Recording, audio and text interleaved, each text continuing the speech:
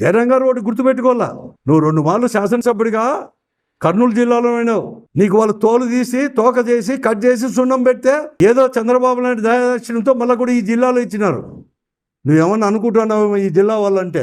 Don't underestimate the people of Anantapur district. నీకు మళ్ళా కూడా తోక కోసి సున్నం పెట్టి ఈ జిల్లాలో కూడా లేకుండా చేసి మళ్ళీ అక్కడ పోలే ఎక్కడ కాకుండా అవుతావు.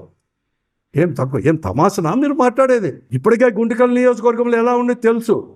అంతెందుకు మీ పార్టీ యొక్క వాళ్ళే సర్వే చేశారు.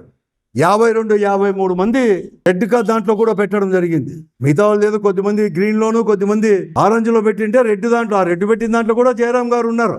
నీ పరిస్థితి అది. ఇప్పటికే దాని నియోజకవర్గాన్ని గుంటకల్ మండలం ఒకటి, గుత్తి మండలం ఒకటి, పామిడి మండలం ఒకటి ఒక సంస్థానంగా తీసుకొని మీ కుటుంబ సభ్యులను కూడా ఆడ పెట్టేసి ఒక్కొక్క మండలానికి ఒక షాడో ఎమ్మెల్యేగా మీ కుటుంబ సభ్యులను పెట్టావు. ఎలా పీడిస్తున్నారో ఇసుక దగ్గర నుంచి ప్రతి ఒక్కటి కూడా ఎలా దోపిడీ చేస్తున్నారో అందరికి కూడా తెలుసు. జయరాం గారు మేము ఎక్కడ కానీ స్థానిక ఎన్నికలు నాకు తెలుసు.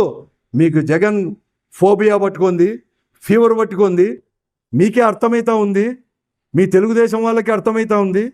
మేము వచ్చే ఎన్నికల్లో ఇప్పుడు ఏదో గెలిచినాము, ప్రజాస్వామ్యం కోరుకునే వాళ్ళు ప్రతి ఒక్కరి చేత కూడా ప్రజాస్వామ్య పద్ధతిలో ఎన్నికలు జరిపించుకుంటాం. మీకు కూడా భవిష్యత్తు అనేది కూడా మీ పార్టీకి లేకుండా చేస్తాం.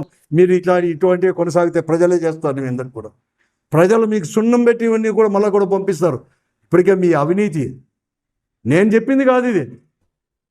మీకేదో మీరు అనుకుంటారే, మీరు అంతందుకు మీరు ఫోన్లు చేస్తారే, మీ పత్రికలు రాస్తాయే, ఆ పత్రికలే ఘోషిస్తాండే, మీ పేర్లు పెట్టి రాస్తాండే.